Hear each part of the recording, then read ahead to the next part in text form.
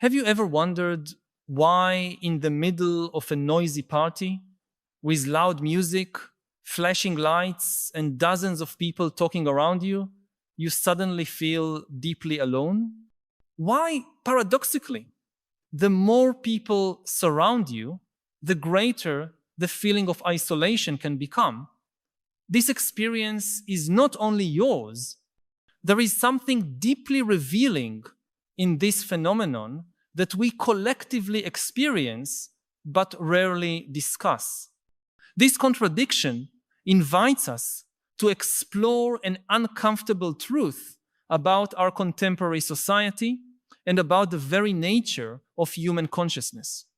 Why do some people, especially those with a higher degree of self-awareness, often feel the need to escape large crowds? What does this behavior, often labeled as antisocial or introverted, really tell us about the human condition in the 21st century? Is there a hidden wisdom in this distance that our hyper-connected culture and constant exposure try to suppress? For millennia, human beings lived in small groups. Our minds evolved in communities where we knew each person by name, where we shared stories around campfires, where every interaction had context and meaning. A Paleolithic hunter-gatherer interacted closely with perhaps 150 people throughout his entire life. This is the so-called Dunbar number, the theoretical cognitive limit of people with whom we can maintain stable relationships. Our ancestors rarely experienced the sensation of being surrounded by dozens or hundreds of complete strangers. When that happened, it usually meant danger, a hostile encounter with another tribe, a war situation. Our neurobiology was shaped to interpret anonymous crowds as potentially threatening. This ancestral programming remains in our brain like an old software running on modern hardware. The agricultural revolution, about 12,000 years ago, began to drastically change this scenario, creating villages and eventually cities. The Industrial Revolution accelerated the process, producing metropolises where millions of strangers coexist in physical proximity but emotional distance. And finally, the digital revolution created an even deeper paradox. We are simultaneously more connected than ever through our screens and more disconnected in our physical interactions. We may have thousands of online friends whom we have never met in person, while barely knowing the name of the neighbor who lives next door. This radical transformation in our social structure happened in an evolutionary blink of an eye, leaving our internal psychology out of sync with our external environment. When we enter an environment with dozens or hundreds of people, such as a party or a shopping mall, our brain is flooded with a volume of social data that it was never designed to process. Each unfamiliar face, each fragment of conversation captured, each movement in the periphery of our vision demands cognitive resources. Our attention system, developed to track predators on the savannah or identify edible fruits in the forest, becomes overloaded by the excess of irrelevant stimuli. This sensory overload has a real energy cost for our brain, which consumes about 20% of all our body's energy, despite representing only 2% of our body mass. The people we call conscious are often those with nervous systems that are more sensitive to this overload. It's not that they are antisocial, but rather that their perceptual apparatus registers more inputs from the environment and processes this information more deeply. Psychologist Elaine Aron described this phenomenon as the characteristic of the highly sensitive person, present in approximately 15 to 20% of the population. These people have an increased ability to notice subtleties, process information more deeply, are more easily stimulated, and have more intense emotional responses.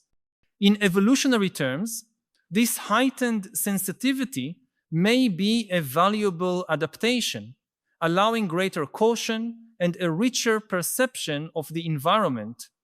But in the artificial context of large human crowds, this same trait can become a disadvantage. When a highly conscious person enters a crowded party, they do not experience just the music and conversations, but also pick up microfacial expressions, subtle changes in tone of voice, unspoken interpersonal tensions, and countless other signals that go unnoticed by many. It is like trying to watch dozens of movies simultaneously, each one telling a complex emotional story. The result is often a feeling of exhaustion and overload that others may not understand. Why are you so tired? We just went to a party. This misunderstanding increases isolation, creating a cycle of social withdrawal. Modern technology has dramatically intensified this problem. Our parties are now not only physical gatherings, but also arenas of digital performance. Every moment is potentially photographed, filmed, shared online, commented on, and eternalized. The constant presence of smartphones means we are never really just here, but always partially there on some invisible digital stage. This additional layer of social complexity demands even more cognitive and emotional resources, especially for those already predisposed to heightened self-awareness. But there is something even deeper happening beyond mere sensory overload or digital performance pressure. The withdrawal of conscious people from hyper-stimulating environments reveals a fundamental truth about the nature of authentic human connection that our society desperately tries to ignore. In our consumer culture, we have been conditioned to believe that more is better in almost every aspect of life. More friends, more connections, more experiences, more stimuli. Social networks reinforce this mentality, rewarding the quantity of connections over their quality. The algorithms that govern these platforms favor content that triggers fast and intense emotional reactions, not deep reflection or genuine bonding. In contrast to this dominant model, people who consistently seek solitude or more limited and deeper social interactions are consciously or unconsciously resisting a powerful cultural narrative. They intuit that true human connection is not scalable. It requires full attention, authentic presence, and mutual vulnerability, qualities that inevitably dilute in mass environments. The more people present in an interaction, the more superficial it tends to be. This is not an elitist criticism of casual socialization, but simply an observation about human cognitive and emotional limits. In pre-industrial societies, people often lived their entire lives in small communities where the depth of relationships compensated for their limited number. A medieval peasant might know only a few dozen people, but knew them intimately, through countless interactions over decades. Today, we may interact superficially with thousands of people throughout life, but rarely develop the kind of deep knowledge that was common in earlier eras. We gained breadth, but lost depth. When we observe contemplative cultures around the world, from Buddhist monks to Christian mystics, from Stoic philosophers to yoga practitioners, we find a recurring theme: the value of deliberate solitude as a path to self-knowledge and wisdom. These traditions do not promote pathological isolation, but rather a balance between social engagement and reflective withdrawal. They recognize that certain truths can only be accessed when we temporarily step away from social noise and create space to hear our inner voice. This ancient wisdom is being rediscovered by modern neuroscience, which demonstrates how periods of disengagement are essential for memory consolidation, emotional processing, and creativity. Maybe what we are interpreting as social phobia or introversion is in many cases an intuitive form of psychic self-preservation. People who regularly flee socially dense environments may be protecting their mental integrity and capacity for authentic connection in a world that constantly threatens to fragment our attention and dilute our interactions. Their behavior does not represent a flaw to be corrected, but a healthy adaptation to an increasingly artificial and unbalanced social environment. The real irony is that many of the people who avoid crowded parties and socially stimulating environments are often the most capable of forming deep and meaningful connections in more appropriate contexts. Their withdrawal does not reflect a lack of interest in others, but rather a desire for higher quality interactions. They prefer an intimate conversation with a close friend to dozens of superficial exchanges with acquaintances. They prefer to truly listen to one person rather than partially hear many. This preference is not a social deficit, but a conscious choice to prioritize depth over breadth. I need to pause for a moment and ask you directly, in what moments of your life do you feel this tension between the cultural imperative of constant socialization and your inner desire for deeper and more meaningful connections? Have you ever felt that peculiar exhaustion after a social event, not just physical, but existential, as if something essential had been drained from you?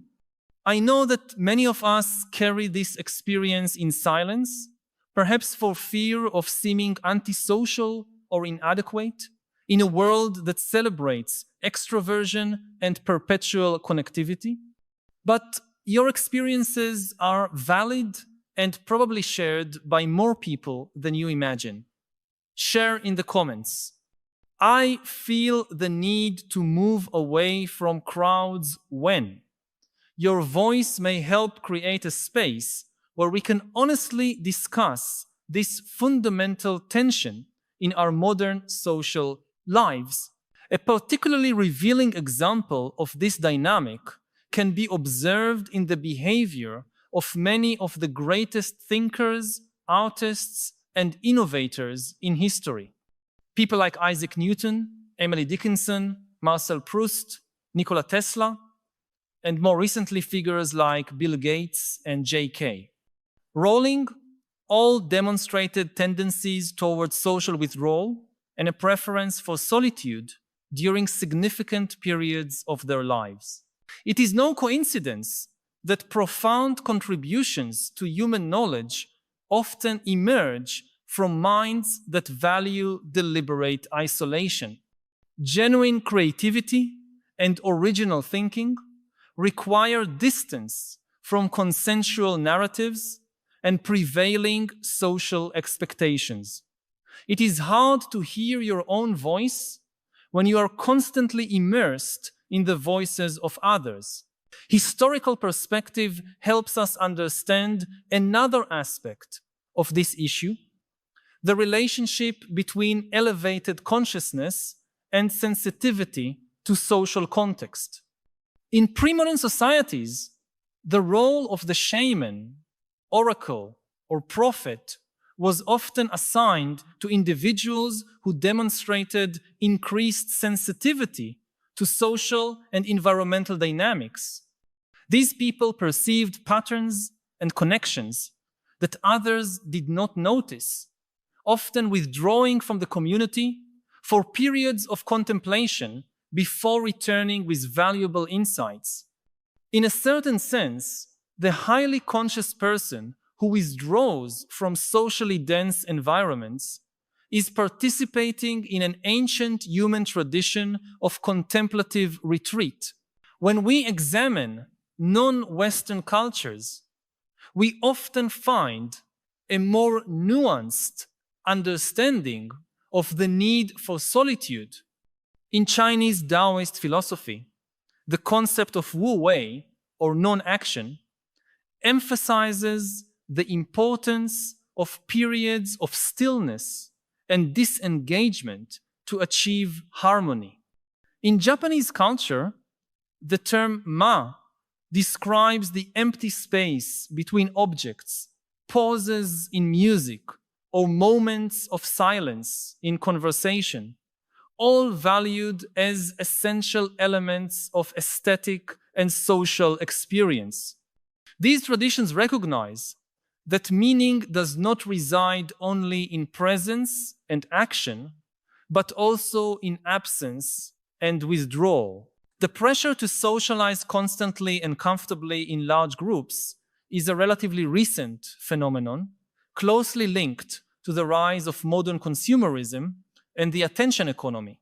Parties, nightclubs, mass concerts, and other high-stimulation social environments are also spaces of intense consumption. Alcohol, food, fashion, entertainment, all are sold more efficiently when people are in states of high social excitement and reduced judgment.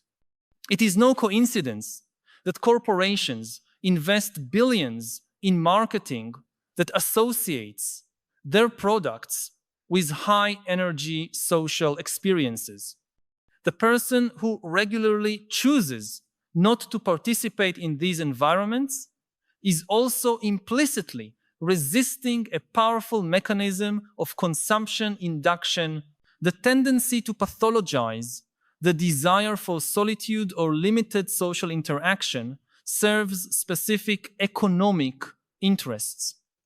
A person satisfied with a quiet afternoon reading a book, walking in nature, or speaking intimately with a close friend consumes less than someone constantly chasing new, stimulating social experiences in commercial environments. The medicalization of traits such as introversion or heightened sensory sensitivity turns natural preferences into conditions to be treated, often with profitable pharmaceutical products. I am not suggesting a deliberate conspiracy, but rather that our economic system naturally favors and amplifies behaviors that generate more consumption. But perhaps the deepest and most disturbing aspect of this issue is how our modern society systematically devalues the very introspection needed to develop self-awareness. From childhood, we are trained to keep our attention externally oriented on the next test, the next game, the next social achievement. Children who show tendencies towards silent contemplation or solitary play are often considered problematic, needing more socialization. Our educational system, designed in the industrial era, rewards conformity and extroverted engagement over deep reflection. Our professional performance evaluations emphasize interpersonal skills and teamwork over contemplative capacity or original insight. The result is a culture that produces externally oriented individuals, highly responsive to social cues and external expectations, but often disconnected from their deepest inner truths. We excel at navigating complex social dynamics, but struggle to answer fundamental questions like, what really matters to me? Or what kind of life do I truly want? This outward orientation creates a particular vulnerability to social and commercial manipulation. When our sense of identity and worth is primarily anchored in external validation, we become ideal consumers, always seeking the next product, experience, or social affirmation that promises to fill the internal void. People who regularly seek solitude and limit their exposure to socially dense environments are, in a sense, performing an act of political resistance, even if they do not conceive of it in those terms. They are affirming the value of inner life in an economy that monetizes external attention. They are prioritizing self-awareness in a culture that encourages constant distraction. They are choosing depth in a system that rewards breadth. By making these choices, they implicitly challenge some of the fundamental premises of our contemporary social organization. The true tragedy is that many highly conscious people internalize the dominant view that pathologizes their natural behavior. They see themselves as socially deficient, anxious, or inadequate because they do not enjoy environments that most people seem to appreciate. They feel guilty for needing time alone after social interactions. They question their worth because their connection needs differ from the model promoted by the dominant culture.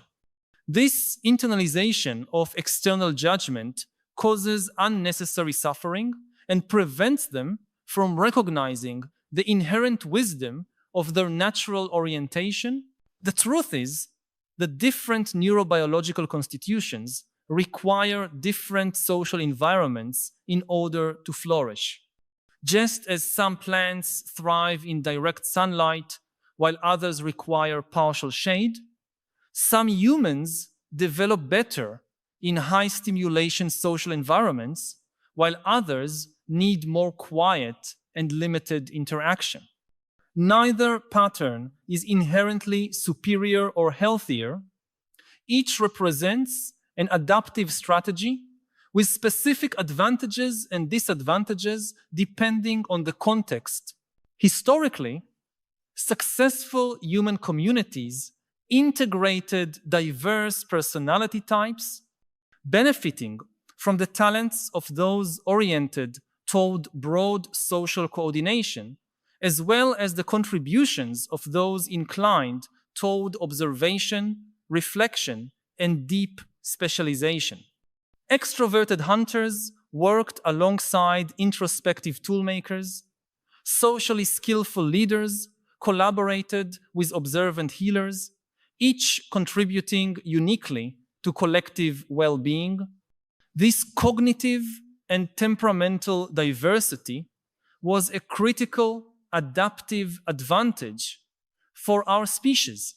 The problem arises when a society begins to disproportionately value one type of orientation over others. When the cultural ideal becomes the always connected networker, always available, always performing, we lose the unique benefits that emerge from more contemplative and introverted minds. We artificially reduce the cognitive diversity that has been central to human creativity and resilience. A revealing parallel can be found in agriculture. For centuries, farmers cultivated diverse crop varieties adapted to specific local conditions. This agricultural biodiversity provided resilience against pests, disease, and climate change. In the 20th century, however, industrial agriculture began favoring monocultures of standardized high-yield varieties. These monocultures are efficient by certain narrow metrics, but extremely vulnerable to unforeseen threats.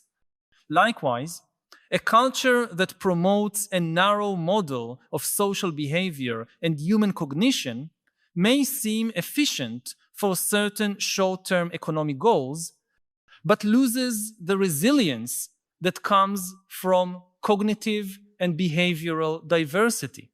Looking to the future, we can imagine a society that recognizes and values the innate diversity of human temperaments. Such a society would create spaces for high-energy social interaction and spaces for quiet contemplation without implicitly privileging one over the other. It would recognize that different types of contributions emerge from different conditions, and that collective wisdom requires both vibrant social engagement and deep solitary reflection. In such a society, no one would feel inadequate for preferring an intimate conversation with a close friend over a loud party. No one would be diagnosed with a disorder for needing recovery after intense social interaction. No one would be pressured to perform a type of sociability that drains their energy and compromises their authenticity.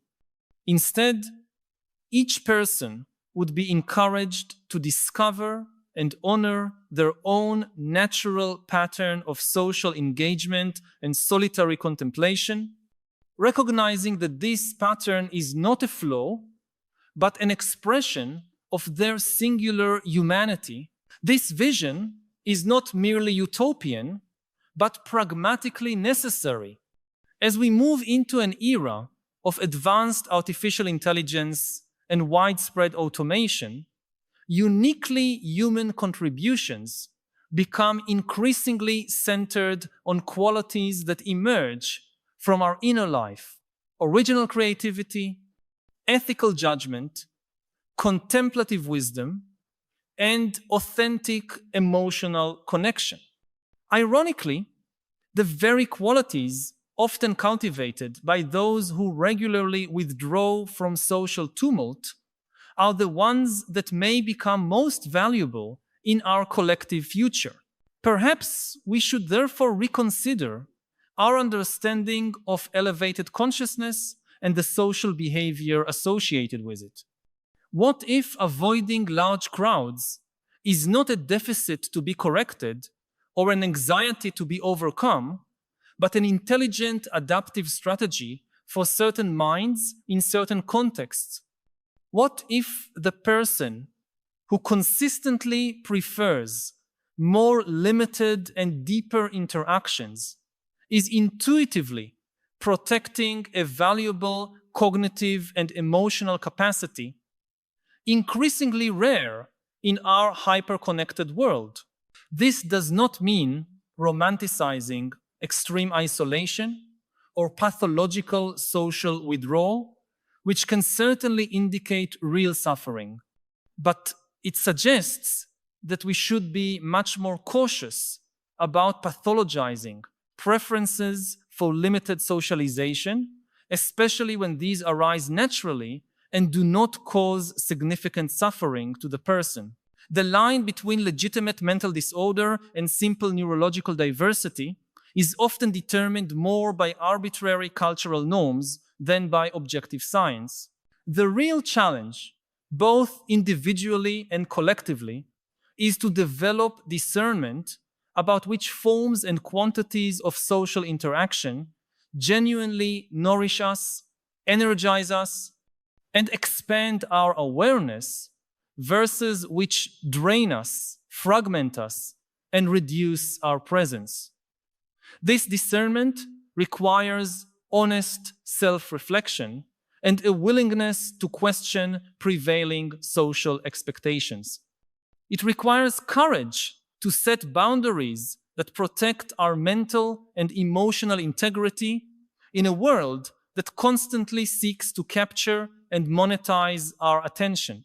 If you often find yourself overwhelmed to process experiences and regain balance, if your most meaningful interactions typically happen in intimate conversations rather than large social events, know that these patterns do not reflect any fundamental deficiency. They are valid expressions of a natural variation in human experience with deep roots in our biology, psychology, and even ancient spiritual traditions. Your desire for depth over breadth, for quality over quantity in human connections is not something to be overcome, but a wisdom to be honored.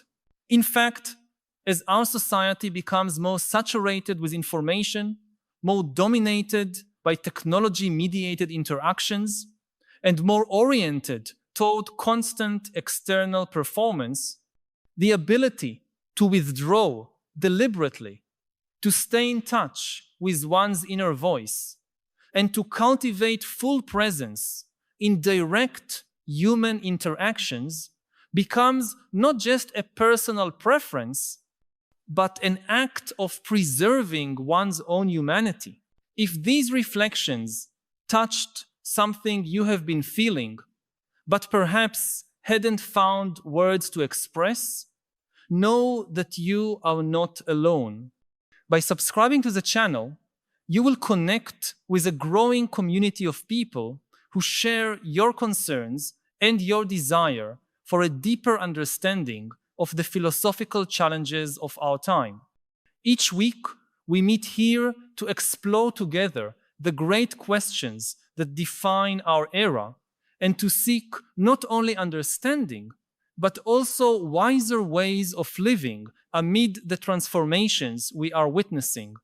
This is not just a channel, but a space of dialogue and collective growth. Join us on this ongoing journey. Subscribe so we can continue this essential conversation about how to live with more wisdom and purpose in a world that often leaves us disoriented and divided. As we move forward into the digital age, with its dazzling promises and subtle dangers, we will increasingly need spaces where we can honestly explore the complexity of being human in this unique historical moment.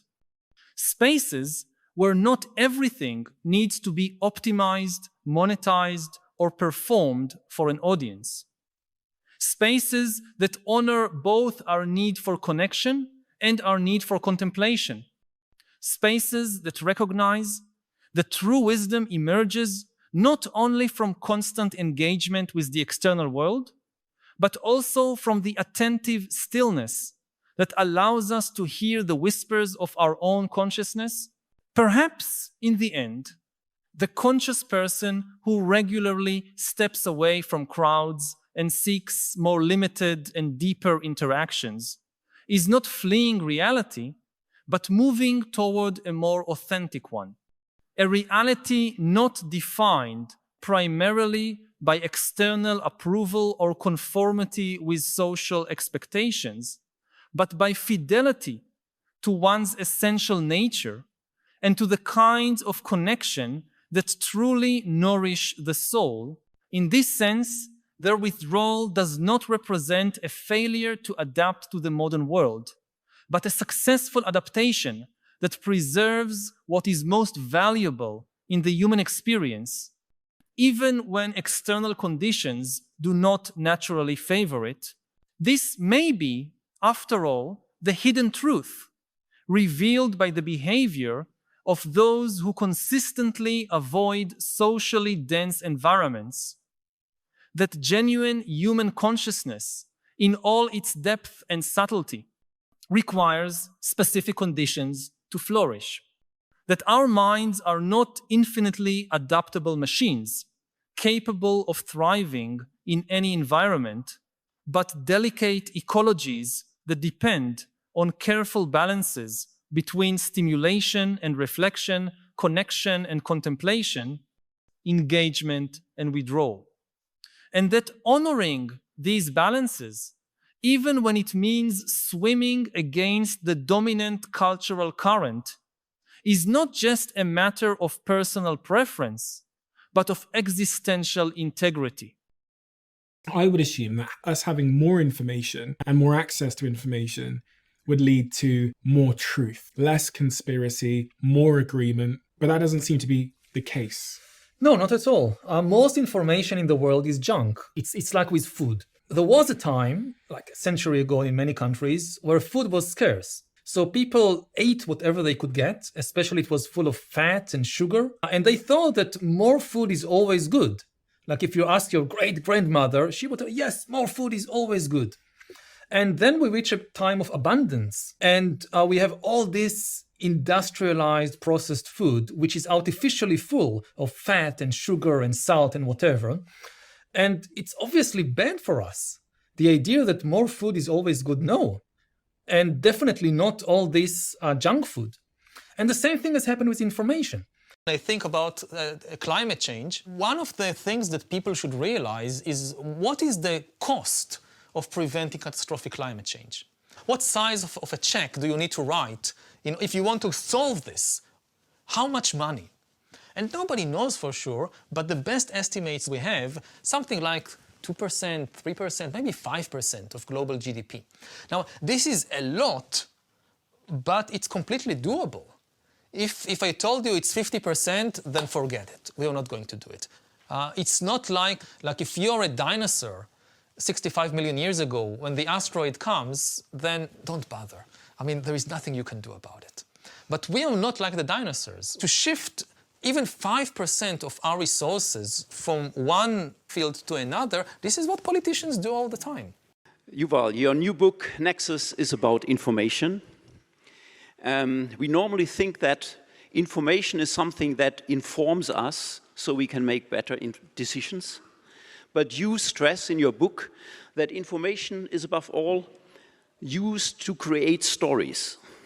And we humans are storytelling animals. So stories represent what you call intersubjective realities. Stories can be very powerful. They can make us hate and kill for no good reason. How is this possible in the age of reason and science? So, reason and science give us mastery over the world, but not over ourselves.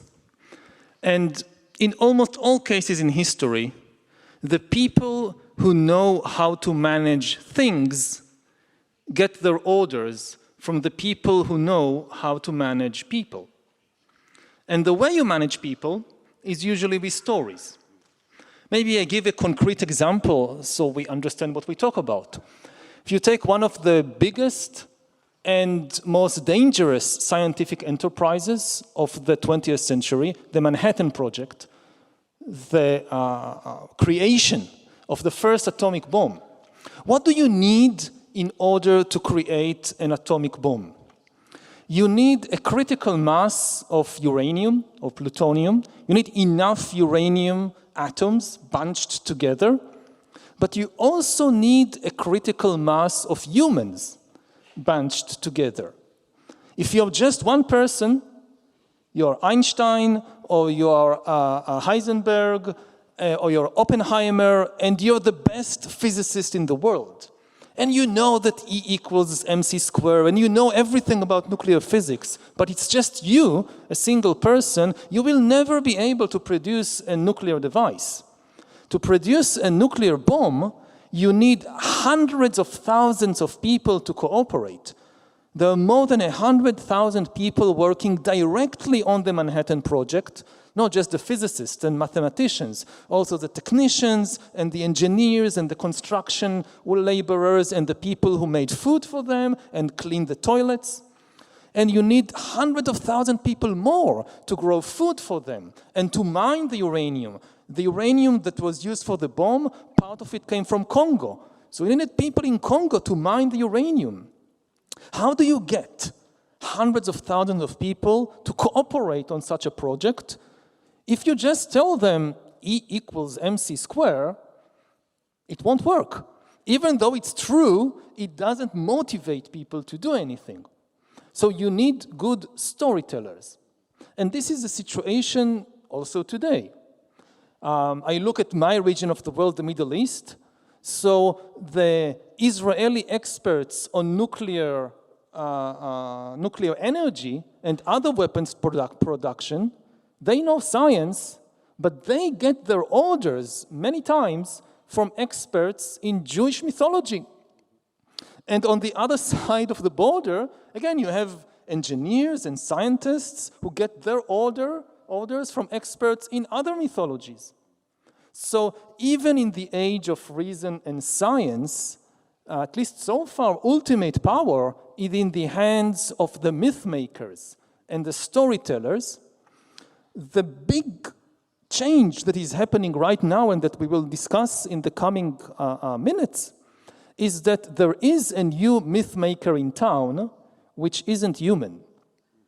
For the first time in history, there is something on the planet that can tell stories and even invent new stories and is not a human being, and that is AI.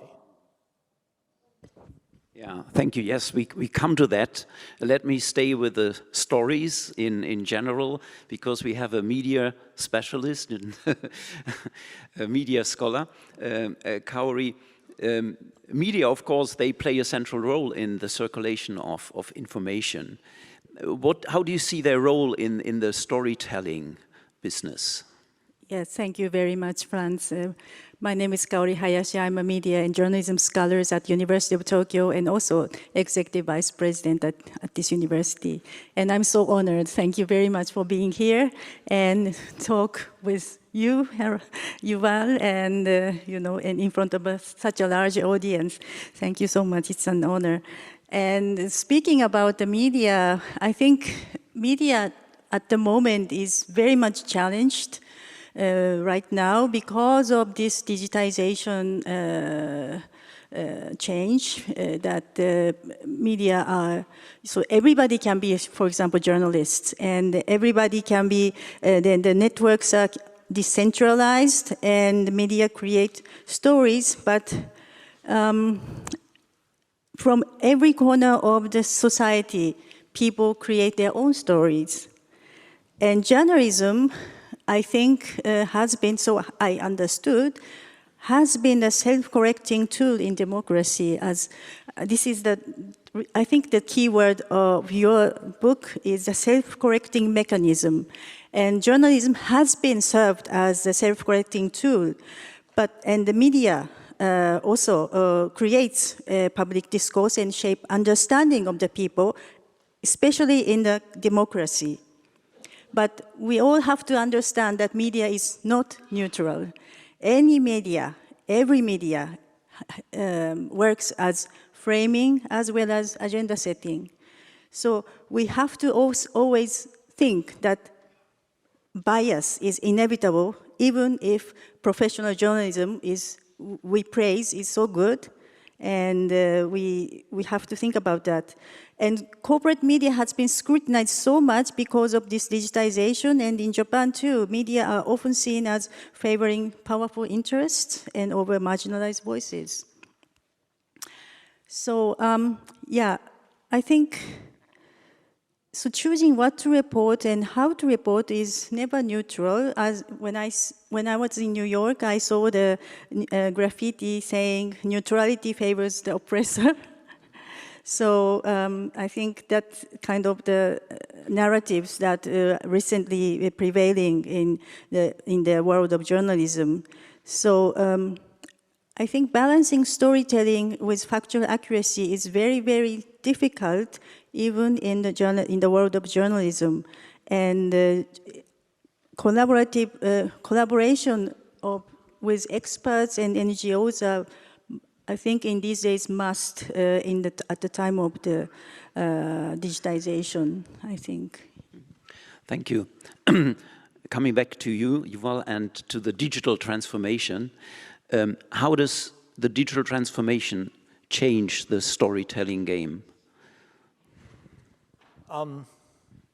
The first change that we already saw, and it already changed the world completely, is in the role of editors. That, you know, when you have a lot of information, the bottleneck becomes human attention. You have all these stories competing for attention. You cannot read everything, you cannot watch everything. So what do you give attention to? And this is the role of the editor. So traditionally, say the role of an editor of a newspaper is to decide what will be on the front page of tomorrow's newspaper.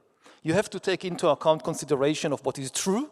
You don't want to publish a lie on your front page, but there are many truthful stories, and you can't put all of them, so there are other considerations. What is most important? And by putting something on the front page of the newspaper, you shape the conversation of millions of people. Millions of people read it, they think about it, they talk about it. Even if they don't agree with you, you have captured their attention. And capturing people's attention is the key to power. We saw it, for instance, in the debate between Trump and Harris, that the only thing that most people remember from that debate is what Trump said about the cats and dogs. And this is power.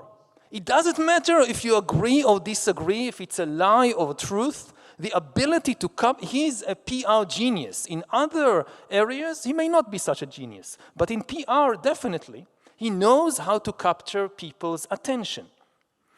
And you look at the power of editors that decide what will be on the front page. In the 20th century, for instance, Lenin, before he was Soviet dictator, his one job that he had was editor of a newspaper, Iskra. Mussolini started as a journalist, then he became editor of a newspaper, I think the Il Popolo d'Italia, then he became dictator. So this was like the level of promotion, journalist, editor, dictator. Now, who are the most important editors today in the world? What are their names? They don't have names, like Mussolini or Lenin, because they are not human beings. The editors of the most important media, social media, who edits Twitter? Who edits the Facebook newsfeed? Who edits TikTok? Not human beings. Algorithms, AIs, already took over this very powerful position of deciding what will capture the attention of millions of people. And this is one of the reasons for the crisis of democracies, that democracy should be a conversation between human beings, but it's now being taken over by algorithms. And this is very, very primitive AIs. The next step, which we are already seeing the beginning of this, is for the AIs not just to edit the stories written by human beings, but to create the stories by themselves. And we have no idea what the result will be. We have thousands of years of experience with human storytelling. What happens to society when you unleash millions upon millions of super intelligent AIs capable of creating new stories? And new stories is not just, scripts for TV shows or fiction books. New stories is new religions created by AIs. It's new financial devices.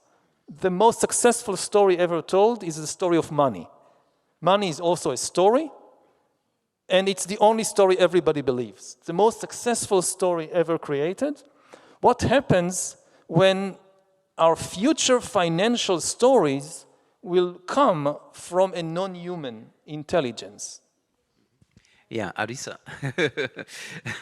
Arisa, you are an expert on AI governance, and I'm sure you have something to say. Yeah, thank you very much for a very exciting talk. So my name is Arisa. I am researching on the AI governance issues.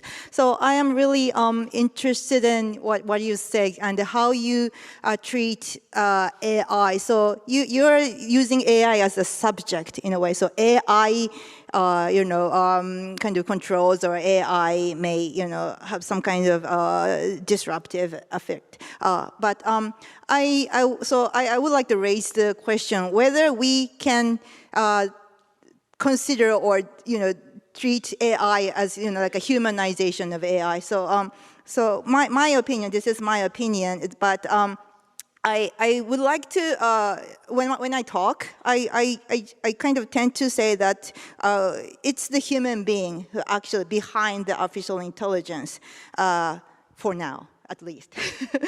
And so I agree that these algorithms are actually kind of change, well, maybe affecting our world, or maybe, the election, and or our cognitive way of thinking. The social network, social medias are actually kind of affecting our way of thinking, or maybe our life, or maybe what to learn, who to speak with.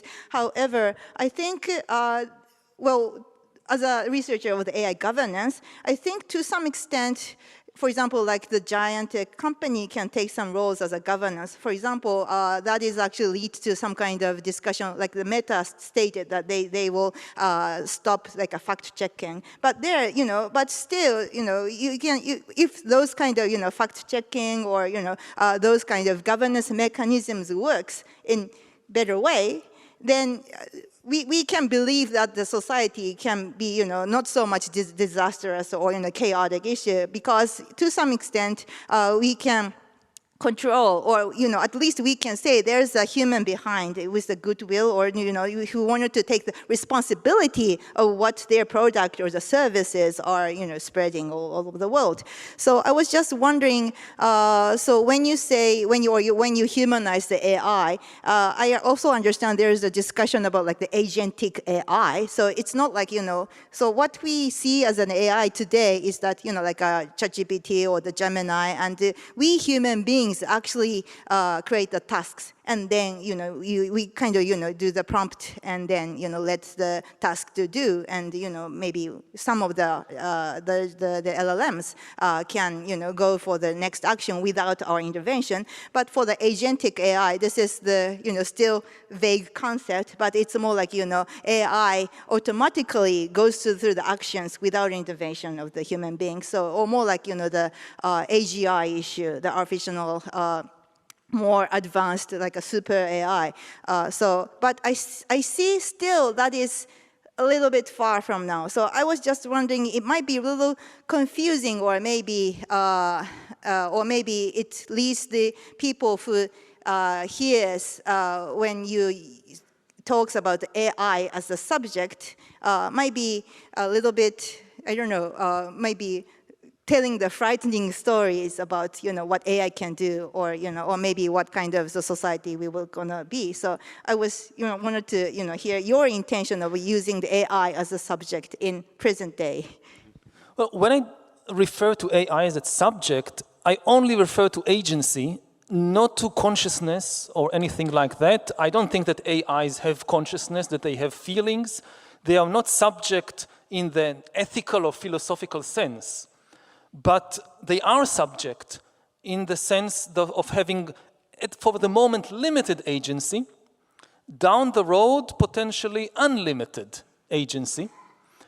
One way to approach it is by thinking about AI and bureaucracies.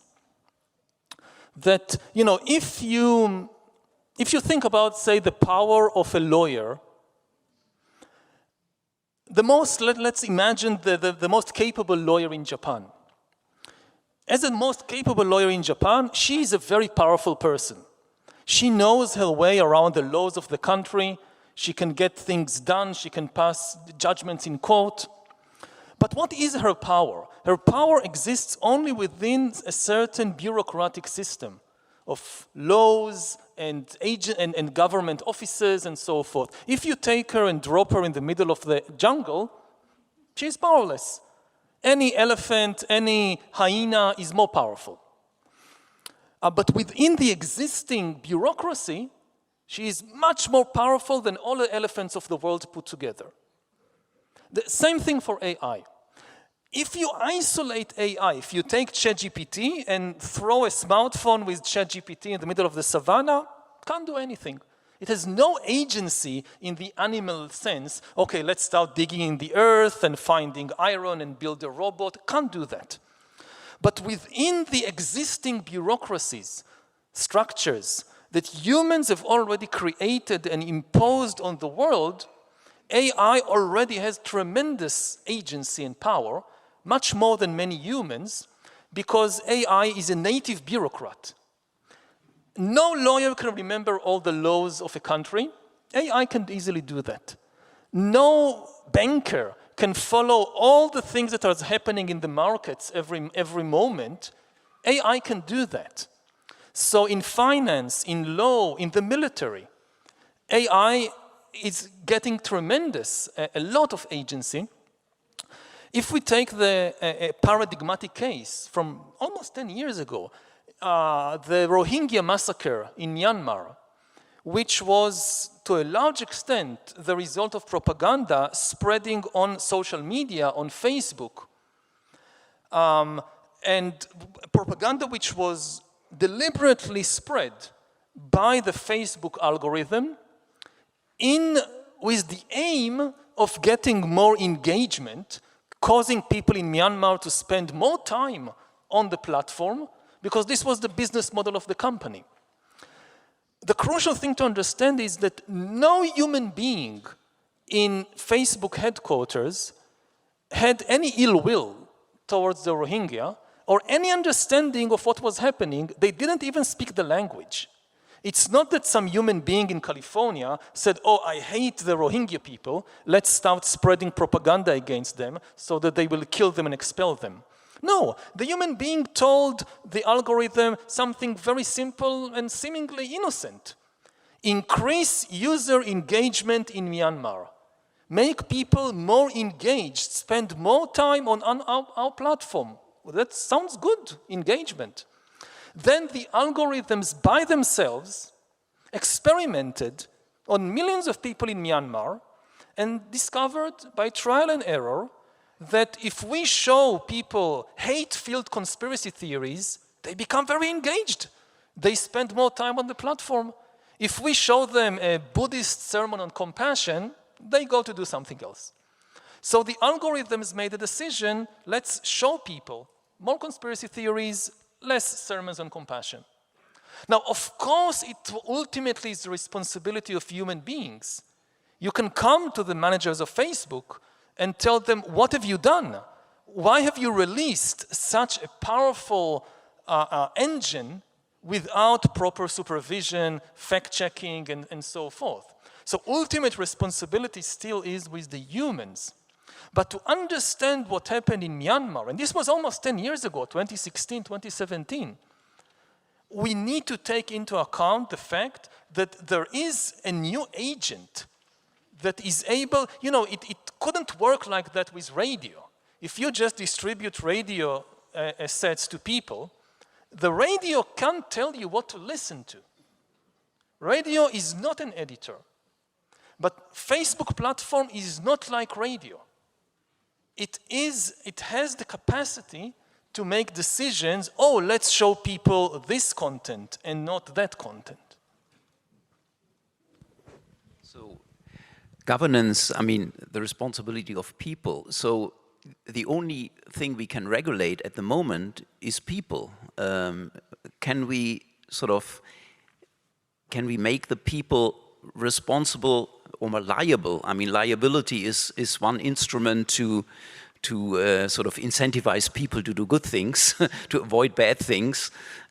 Is that an approach to governance? Would that be to both of you. Arisa, you want to go first? You.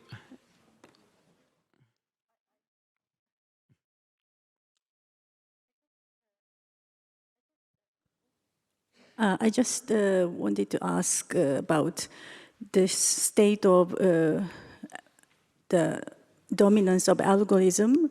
Does that come from, I read your book and you mentioned about the so to say, the autocracy of algorithms. But does that come from the kind of the prevailing capitalism of the, my keyword in this, my takeaway from your books is the self-correcting mechanism. And democracy has its own, has had, or is having a self-correcting mechanism. But I just wonder whether capitalism has a self-correcting mechanism, whether they say, okay, we have, well, sometimes people used to believe that through the competitions, how do you say, the market will solve the invisible hand. Yes, the invisible hands and so on. But in the latter half of the 20th century, it seems it doesn't work. But on the other hand, people try to correct this type of capitalism. The government tries to correct these capitalistic principles. How do you see the relationship between the capitalism and this algorithmic dominance? If we are to correct this type of dominance, can we approach this from the economic principles, or do you think that only the humans, somehow the governance can solve the problem? I mean, both are kind of overlapping, but I just wonder if you can. It relates to the liability question. Yes, I mean, I wouldn't rely just on market forces to correct it. I mean, capitalism does have its own self-correcting mechanisms through the market, and ultimately, when it works well, at the heart of capitalism, there is actually a very positive idea of a win-win economy and win-win situation. For most of history, people sometimes confuse capitalism with greed. But greed is just, part of human nature, and long before there was capitalism, there was greed, there was slavery, there was exploitation. These things didn't come out of capitalism, and we saw in the recent centuries that communists can be as greedy and exploitative as capitalists. So I wouldn't place all the blame on capitalism. When it works well, the key idea of capitalism is that the economic pie can grow so everybody can enjoy more at the same time. For most of history, the economic thinking, or correct me if I'm wrong, was that the economy is a pie of a limited size. If I have more, it means you have less. So it was bad to be rich. And the rich had to contribute and do charity to compensate for that. The key idea of capitalism was that if you invest the profits that you gain in increasing production, the entire economic pie can grow and everybody can have more at the same time. So this win-win thinking, which is now being challenged, for instance, by the Trump administration, the whole idea of tariffs, is going exactly against the key principle of this win-win capitalism. But of course, there are market failures. If you only give a company or an algorithm the goal of increasing production, which in social media means increasing engagement, produce more time spent on the platform, this will not regulate itself. And here we need intervention of government to regulate it. And the two most obvious regulations, first of all, companies should be liable for the actions of their algorithms. The companies constantly try to confuse people by saying this is against free speech. The government wants us to censor our users. And this is, I think, deliberate obfuscation, deliberate confusion. The issue is not what the users are doing. The issue is what the algorithms of the company are doing. If somebody publishes a hate-filled conspiracy theory, I write now some conspiracy theory and publish it on Facebook, at least my personal opinion is that except in very extreme circumstances, it should not be censored and the person should not be punished. The problem is not with the human being who published this hate-filled post. The problem is that the Facebook algorithm or the TikTok algorithm now takes this post and deliberately shows it to millions of other people because it assumes that it will increase engagement. This is the problem.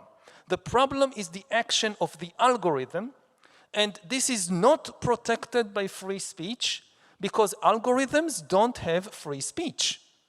So you cannot protect the Facebook or the Twitter algorithm by saying, oh, but it has free speech. It doesn't.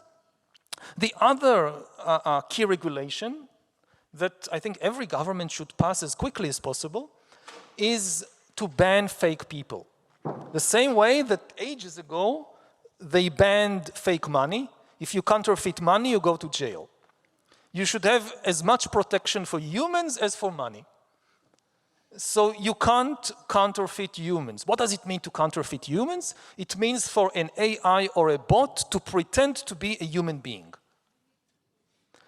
Previously, there was no way to do that. Now the technology is there. And if we want to keep democracies, a conversation between human beings, and not being taken over by bots, so again, very simple and clear law that it is forbidden for AIs to pretend to be human beings. And if companies allow it or do it, they should be punished. AIs are welcome to talk with us in various situations, provided they disclose that they are AIs. Thank you. I think because we're talking today also about education and science, let's move on maybe to the question of education. How do you think that the education should sort of challenge the digital transformation or the problems you just mentioned of AI? Is there something in the system, education system, that needs to change in order to be better prepared for these challenges? Somebody wants to know? We'll come to the Vice President of Todai later. I think one key principle is to understand that for the first time in history, we don't know how the world would look like in even 10 years. So our responsibility as educators, it's heavier, more difficult than any time before. Of course, you can never predict political events. You could never predict an epidemic or an earthquake. But a lot of other things you could predict. For most of history, the basic economic structure didn't change very quickly.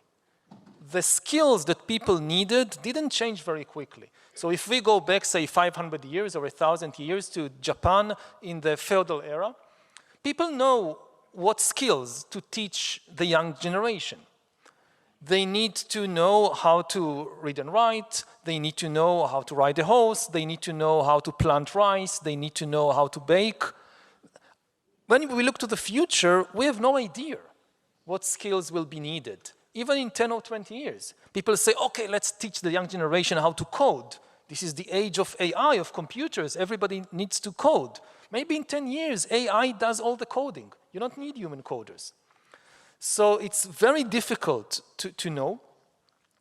And therefore, the most important thing that education should give young people is a flexible mind and the ability to keep changing and learning throughout their lives, because this is the one thing we are certain about, is that the pace of change will not slow down. It is likely to just accelerate.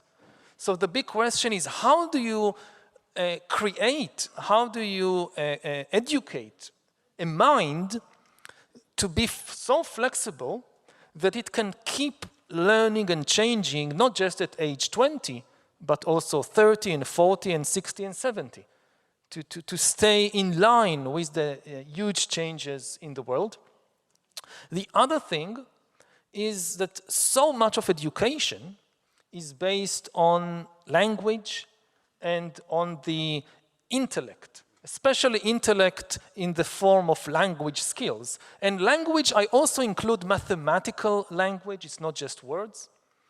And this was always, you know, kind of the human superpower, our command of language. And all our big institutions were based on language, whether it's banks or whether it's temples and religions, they are based on language. And now we have something on the planet that mastered language better than us. And we still haven't come to terms with it. Again, in the financial system, AI will very soon be far more capable than any human banker to read and write the language of finance.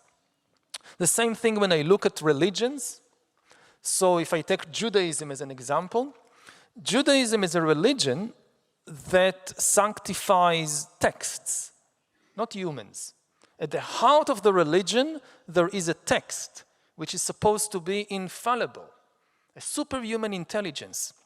Now, the problem of Judaism for the last 2,000 years with the text is that the text was silent. People had many questions. How to interpret this difficult passage? How to relate this passage in the Bible to this real-life situation? And the text remained silent. So you needed experts in texts, the rabbis, who got their authority from the text and were kind of the mouth of the text. And over 2,000 years, they composed more and more and more texts about the text. Now, for the first time, you have something that can understand, you have a text that can talk back to you. No Jewish rabbi is able to read and remember all the texts of Judaism. There are too many texts. AI can. So in a competition, who understands Judaism better? A human rabbi or an AI? And AI is bound to win. What does a religion of the text do when suddenly it encounters a text that can talk back? If you have a question, you don't need the rabbi. You can just ask the text, and it talks to you. The same problem is in Christianity, in Islam, in Hinduism, in many religions. So this all relates to the question of education. In a world where we are no longer the masters of language, what is the most important thing in education? Just keep teaching language. It's a losing strategy. So we need to connect and to explore to the other aspects of the human being, which are not words, which are not language. If people ask, so what is still unique to humans that AI doesn't have, and we refer to it in the beginning, it's consciousness, it's feelings, it's the body.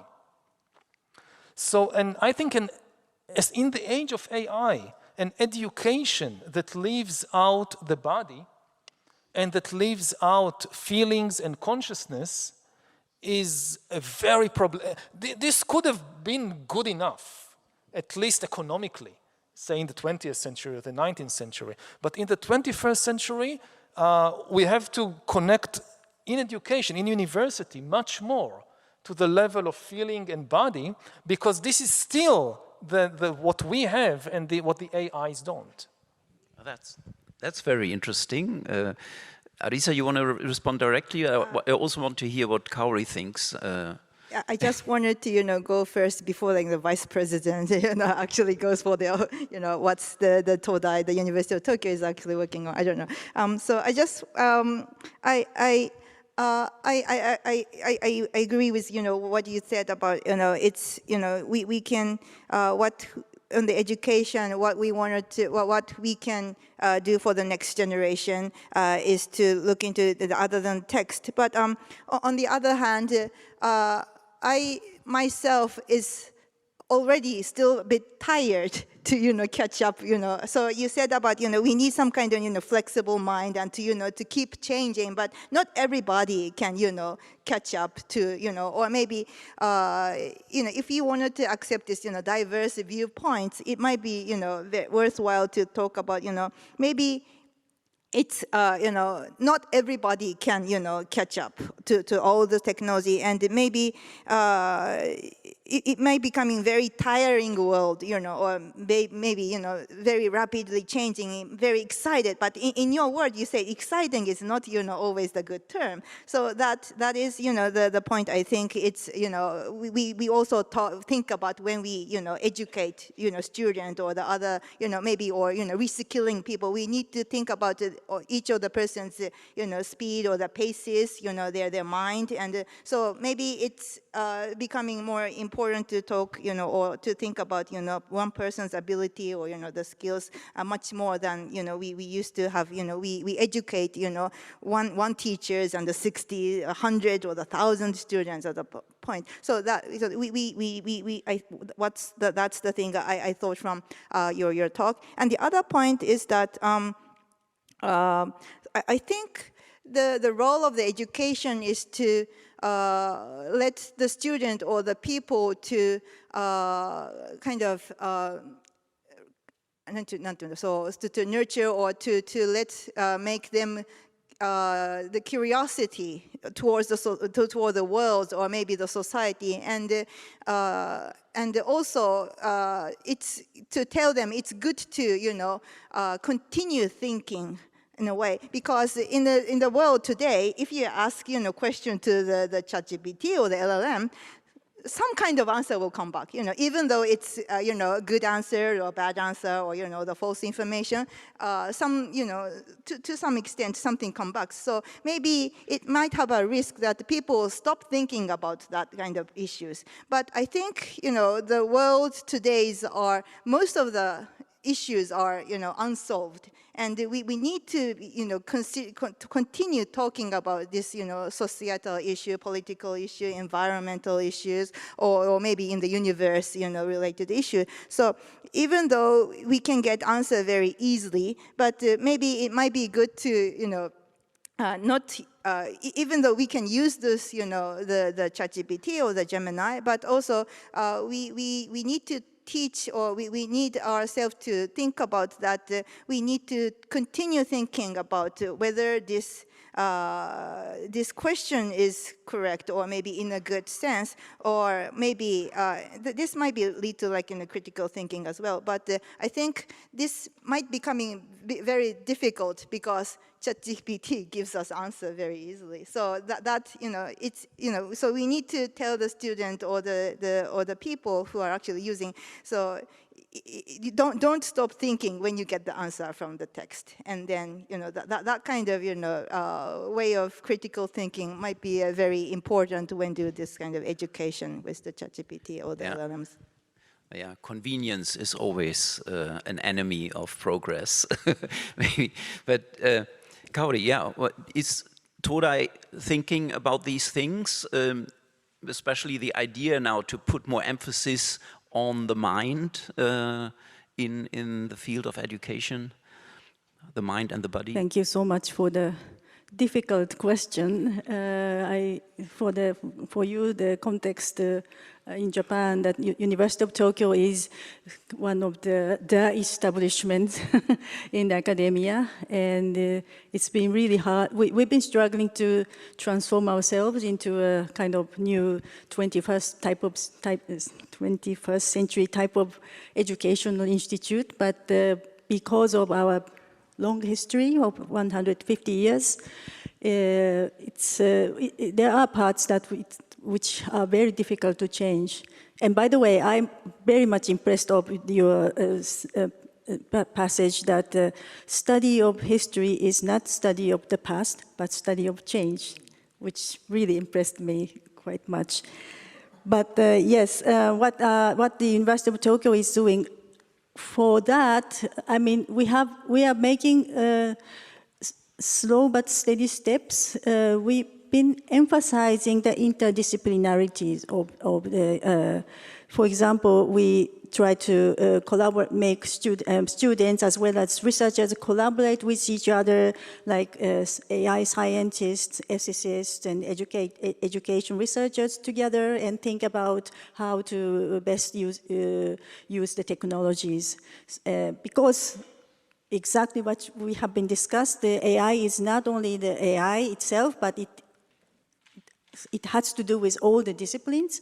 So the interdisciplinarity is a must in our curriculum.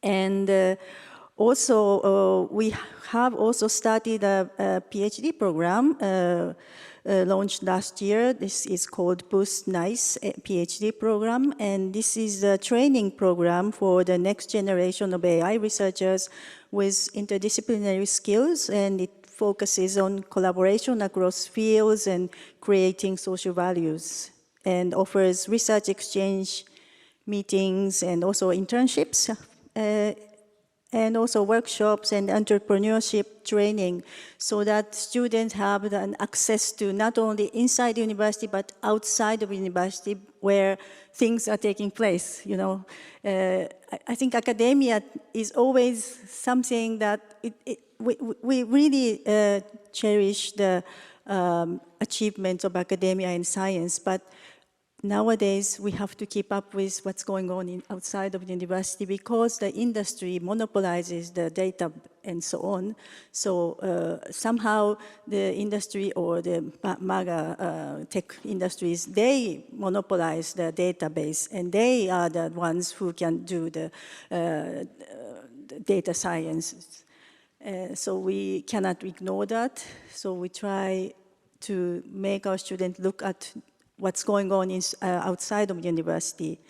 And also, we have also created a forum among the professors, which was kind of a voluntary organized forum, and we discussed how AI can support teaching and research while maintaining academic integrity, because many researchers, including myself, are kind of, we have a fear that if we use AI in our research and also in teaching, but we kind of think that maybe we're cheating, you know? We don't know the thin line between where the cheating starts if we use the AI. So we want to really discuss how others are using AI and try to confirm that these cases are okay, but these cases are not okay, and so on, because it's so new, and we have this type of forum. And also, as a personal initiative, I founded a research project called BAI Global Forum, which you are also the member of it, and which focuses on the AI's relationship with gender, minorities, and social impact.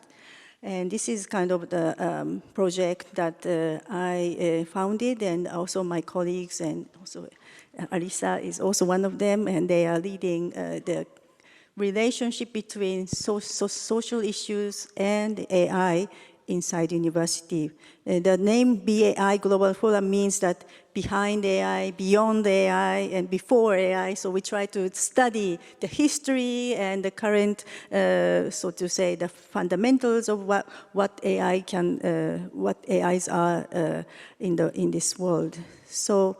Yeah, so I think we try to be flexible in these ways. We try to set up forums and try to set the study group, and also bring students together to make the interdisciplinary studies and so on. But it's on the way. So, and I think more or less in the world, universities are struggling, I think, because we have better teachers called AI in a way, and we don't know how we can keep our authorities.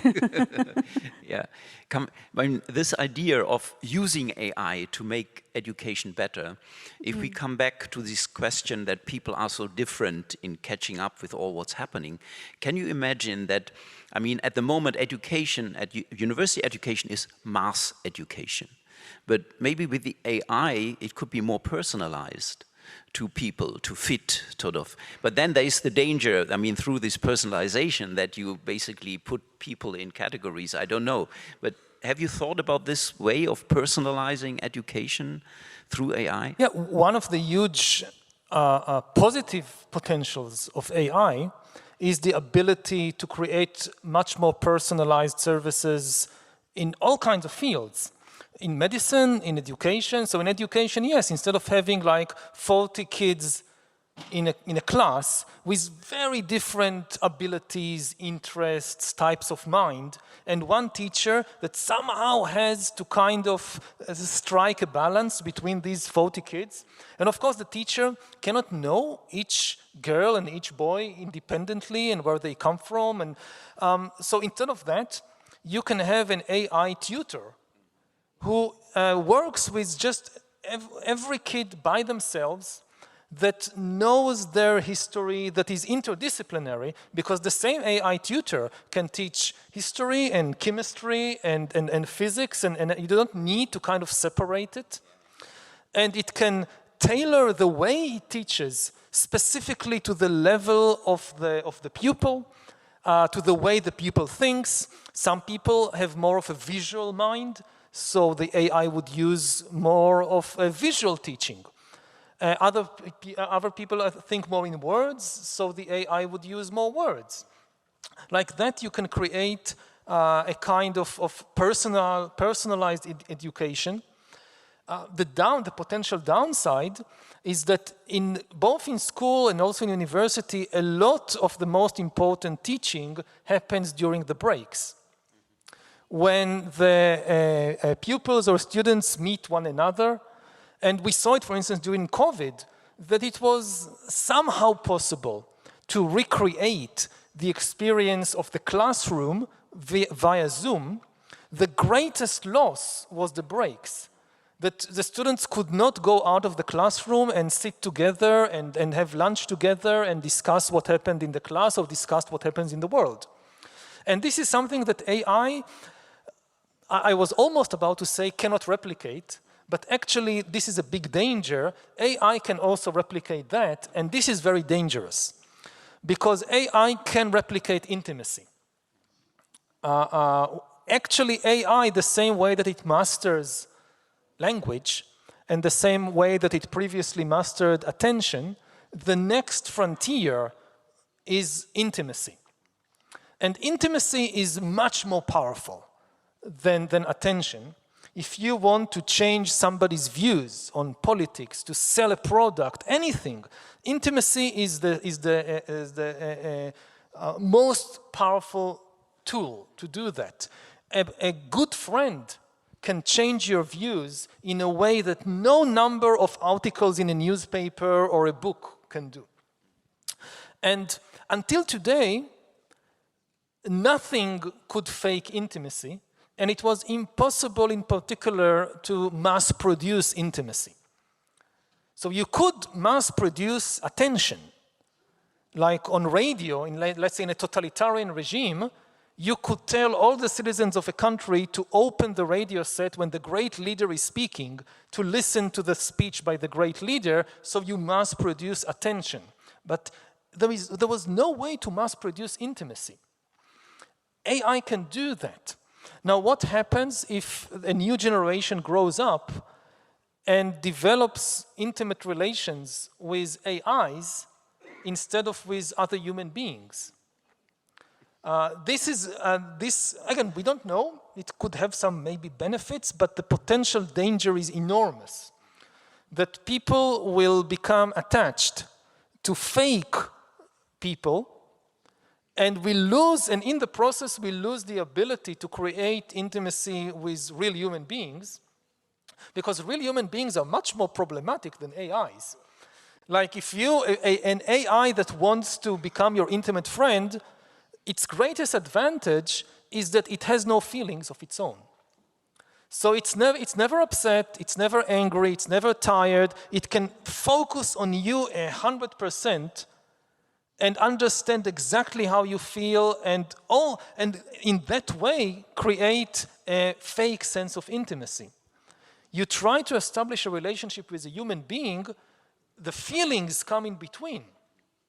But the thing is that real intimacy is not just wanting somebody else to care about me. Real intimacy is I also care about the feelings of somebody else, and AI has no feelings. So a society in which humans develop more and more intimate relationships with AIs is ultimately a society without intimacy. But maybe this can be controlled, or? Actually, I wanted to, ask this, when, and, not in this line, but when I read your new book, so I also think, I am a social scientist, so I kind of share your concern about the intimacy or maybe the dependency towards this AI robot. But I also have the colleagues who works in the robots and maybe, more familiar with the sci-fi or the manga, and, there's a story about, human beings very intimate with the robots, or, friend with the robot. And many of the, not many, but some of the, robot scientists in maybe Japan or maybe Asia actually say that they wanted to make, the Atom Boy, Doraemon, and, all those, the friendly AIs, or the friend AI or family AI. So I was just wondering, so in your book, so you actually talked a lot about, the stories, the cases, and so how do you see, this kind of, or maybe, in the, there's a Baymax, in the English speaking, this, movies, the kids movie, and there will be, a lot of other kids movie that, the robots or the AI is not the enemy, but there will be a friend. So there might be, the way of thinking that we might become a friend with AI or, the alien intelligence in your book words.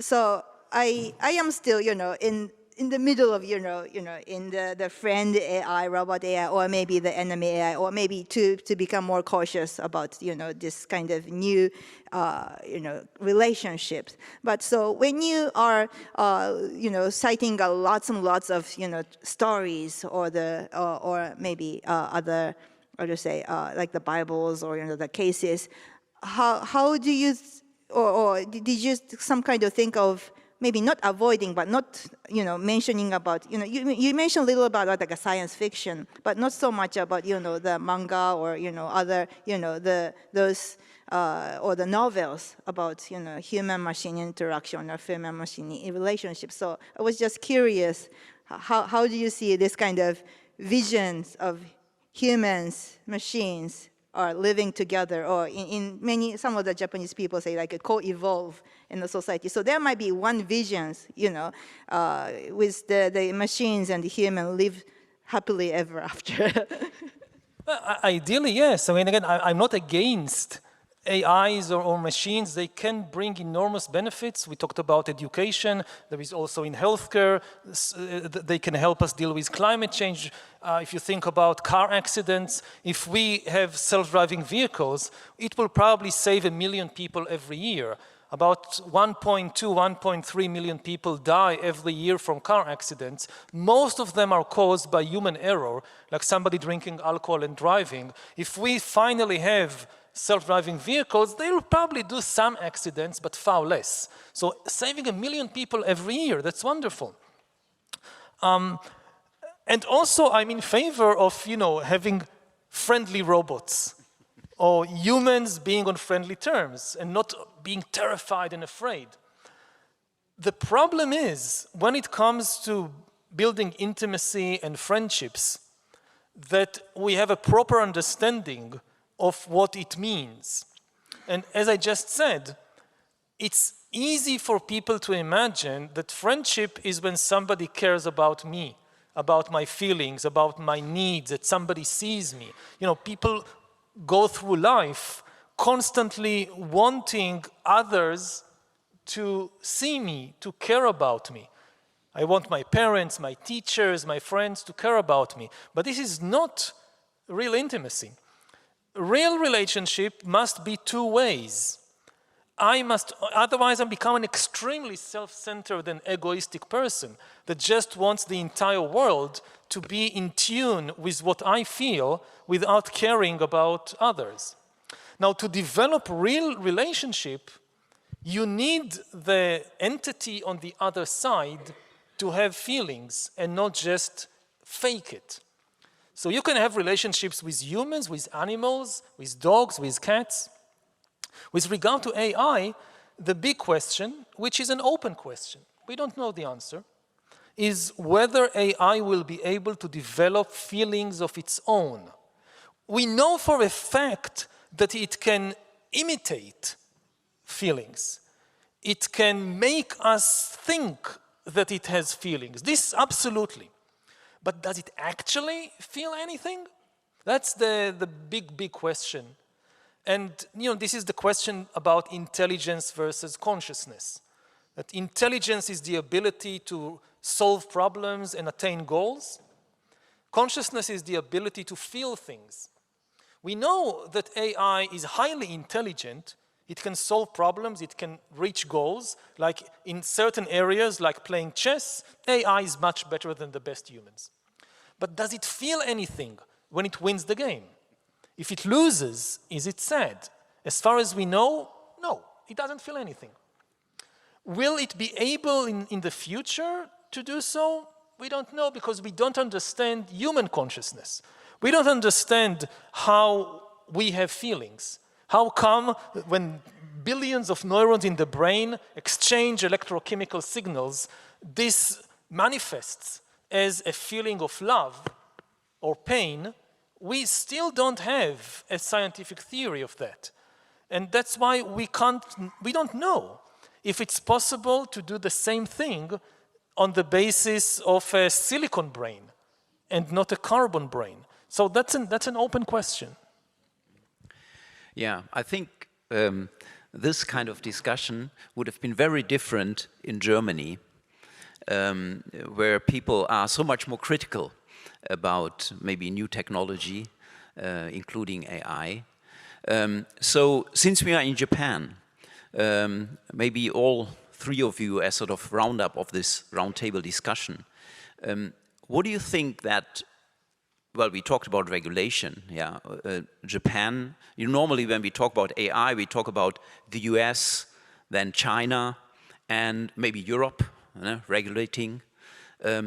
Is there anything that Japan, who has also lots technology, yeah, very strong in technology, something Japan could add to sort of make AI better for society, or the digital transformation better for society, the role Japan could play in the international arena? I don't know who wants to go first. Arisa, you've been always involved in this, so maybe you start and then we get response. Thank you. So I think I can talk two things about the AI regulation and the Japan's role. So one is that one, for the international collaboration or the thing, I think the Japanese government and also the other industry government organization is actually working a lot to promote this G7 AI Hiroshima process, and so it's more, it's not the hard law regulatory framework, but it's more like asking the big tech company to self-regulate, so to create when they create this highly advanced AI technology. And I think Japan could make this role because we are not, very, having this, very highly advanced technology like like the U.S. has. But we are also, not like the China, the Europe, but we have a good to some extent, the distance from, all those countries. So we can, the Japanese people or the Japanese government are kind of to play the role of becoming kind of the mediator or the interpreter. So I think because the society or the world of this AI race is accelerating, many people are more insisting, to investment of the artificial intelligence. We need to have more power or we need to look into the national, their own, the AI development. But I think, when consider, when, for example, like United States say, we need to collaborate, or, the Europe say we need to have some collaboration. Maybe they might have, or maybe even China says it might have the conflict. But I think Japan is in a very good position for ask for the collaboration, and I think that lets, this kind of promoting the Hiroshima AI process. So I think the Japanese role is to have a good collaboration. So we share the same values like the democracy, the rule of law, and the human rights with the United States or the Europe. But we also share the Asian culture with this, the China and other Southeast Asian countries. So we can talk both same stories, or we share the same values, so that we can bridge those kind of this kind of chaotic situation of the AI race. And that is, I think, what we, the Japanese, can play as the coordinator of this AI regulatory framework. And the other point is that for the innovation, as I think that the innovation and the regulation can be the two wheels. So we are not only talking about the regulation, but we are also talking about the innovation and the promotion or the governance of the AI. Otherwise, if we only see the regulation as stopping the the development of the technology, no one would follow us. So we also has to think about what kind of technology or what kind of society we would like to live, and then we can talk about what kind of things should be regulated or what can be things should be innovated. So those are the two wheels. And for the innovation part, I think the strength of the Japanese is the physical world, like a robotics. So currently, AI is more like, mentioned about like algorithms. So it's more like, the cyber world. But we are living in this physical world. And the Japan has the very, strong, or the traditionally very strong on this physical safety of the robots. I was very surprised to, see when I go to abroad, many people, like the taxi driver says Toyota is good, Honda is good. So those kind of trust is already there. And there's a lots of, the robot machines, or, there's the disaster prevention robot machines. So there, I think, was integrated with the AI and the robots.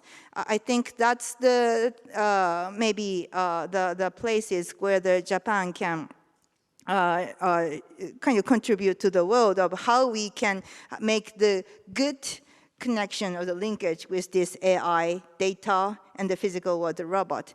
And the other thing that Japan can contribute to the world is that how we can use this this data of like the from the creators. There's a lots of manga or the animation, and we also need to think about this property rights. But there's also plenty of rich data of this good content, and the Cool Japan strategy also have the strengths on that. So I think we also have this Japanese government have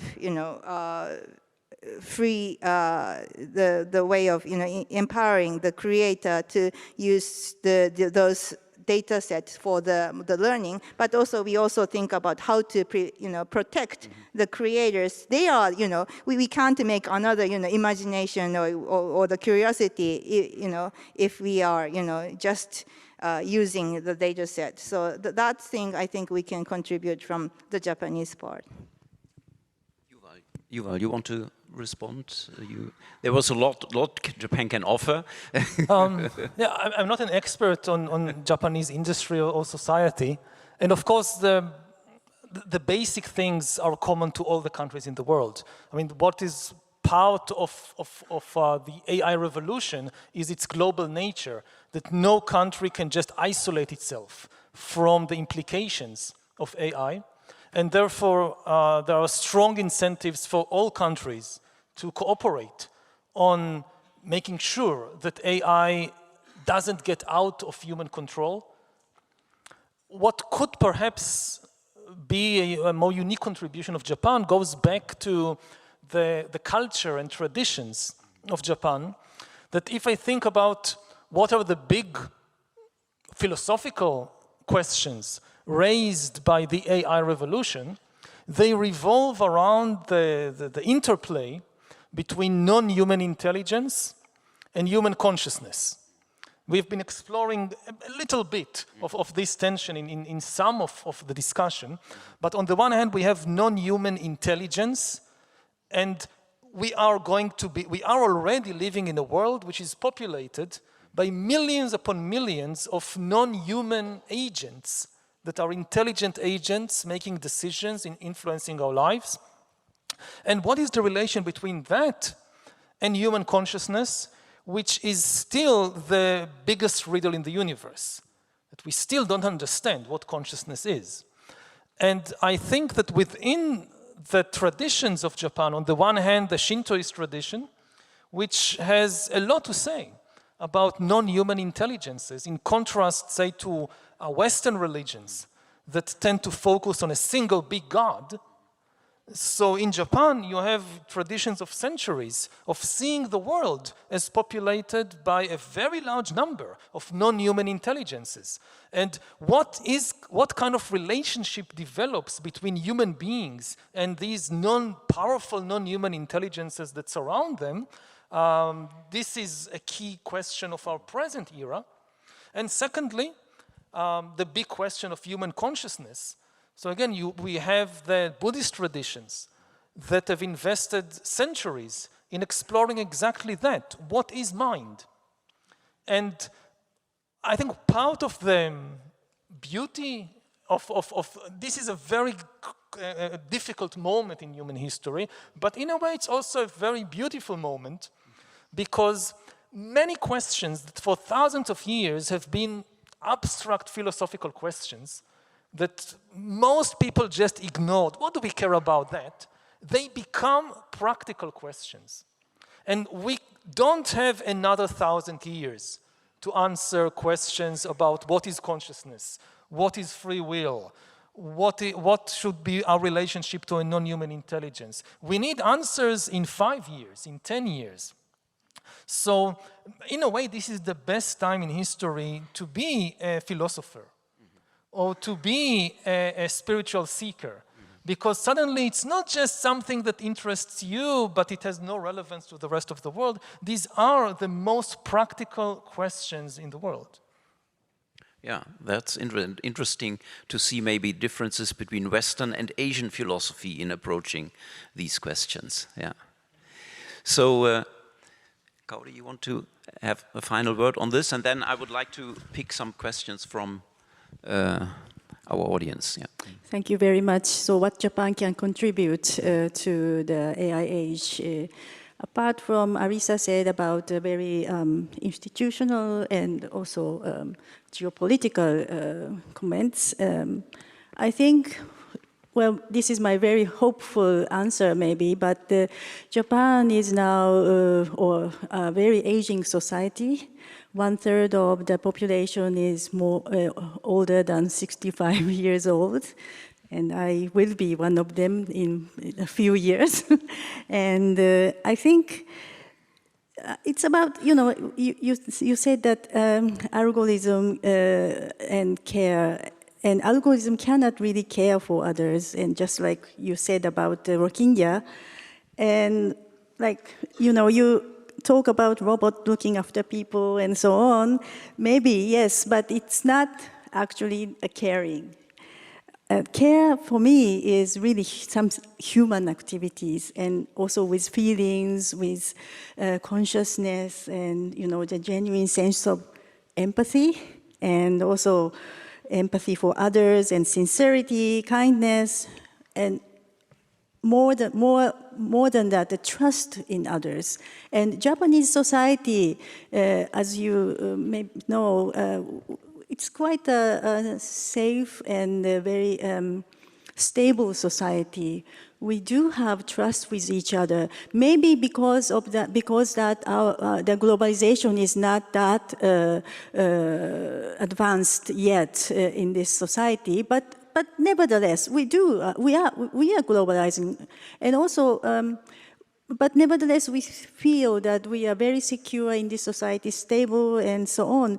So I think these kind of sincerity, trust, and caring, empathy, that these human characteristics is really important, and I hope that Japan can serve from this aspect something that not only, as you say, that algorithm is only to serve intellect, but we can really seriously delve into how, for example, caring or how empathy plays part in society, and give feedback to what's going on in the world, that we do need human aspect of society in terms of caring and empathy. That's, I hope, is Japan can serve in the world. I just wanted to, add what you said. Sorry, I just be quick. So, as a social scientist, I totally agree what you said. So, what the robots or the AI can do is to support the caregiver, not to support the people or to, to make the care. And I think that is somehow misunderstood some way. So, use care for AI or, use care robots, So I think that's the very important part. And that's where we need the interdisciplinary collaboration with, social scientists, robotists. Okay, yeah, thank you. Now, we have a little time left. We received a lot of questions from people who registered. No, there was on the registration form a space for posting a question, and I picked a few. Thanks a lot for posting these questions, and sorry that we only have really time for maybe one or two. Some of them are really very concrete. And so the first one is somebody who is worried about a friend who started to believe in conspiracy theories on social media. And what could one do? Should one encourage the friend to fact-checking, or is there anything one can do with such a friend? I think empathy is the key here, because a lot of people, they go for conspiracy theory because they lose trust in the world. And they feel lonely and alienated from the world. To start arguing with them with all kinds of facts, it can only drive them even deeper into this sense that nobody cares about me, nobody understands me.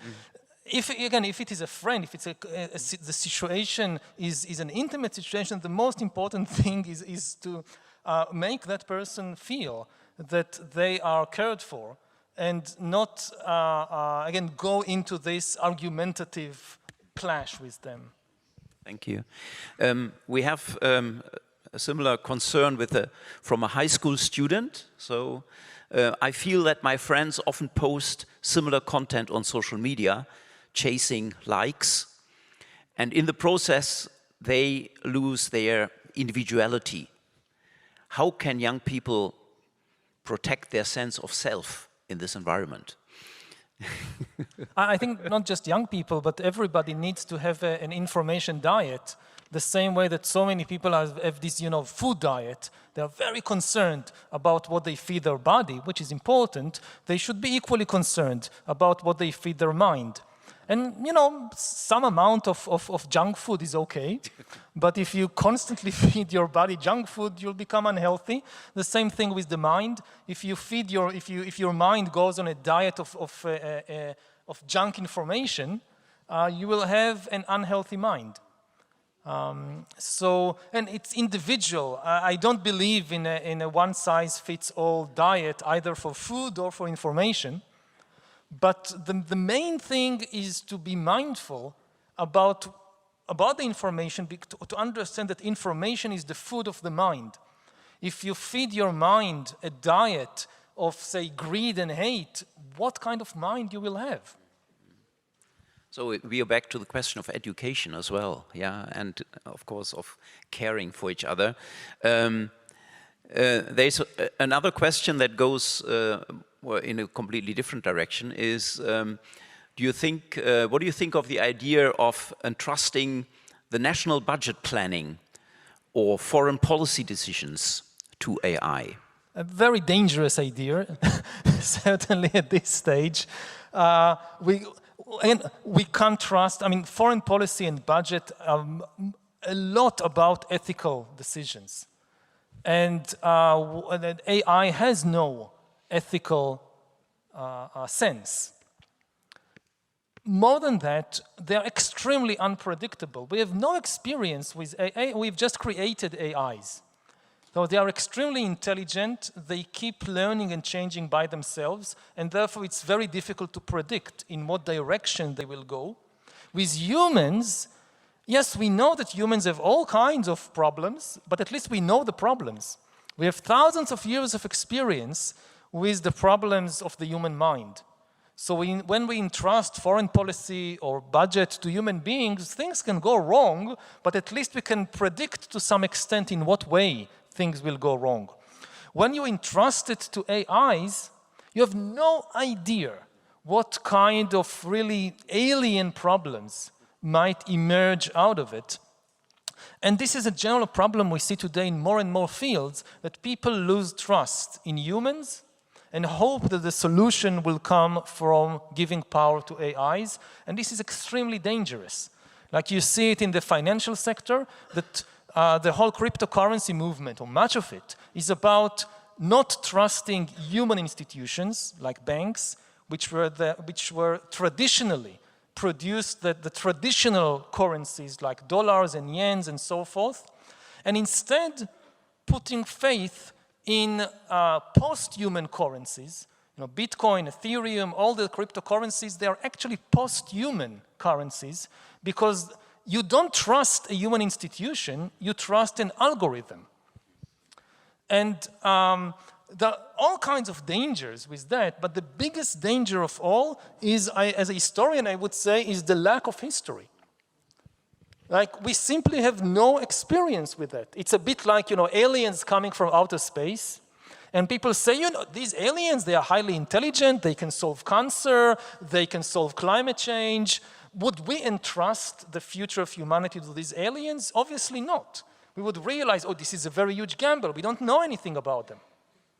AI is in a way like these aliens. Of course, people would say, but we design the AIs. We don't design the aliens coming from outer space. We design the AIs. We'll design them in a way that will be safe. But this is a misunderstanding of what AI means. If you design something and you can predict everything it will do, by definition, it's not AI. The very definition of AI is this is something that can learn and change by itself, and therefore change in very unpredictable ways. Thank you so much. So I think we could go on for hours. There are lots of more questions. Thank you so much and for all these inspiring insights. And I think you deserve a big applause. So please.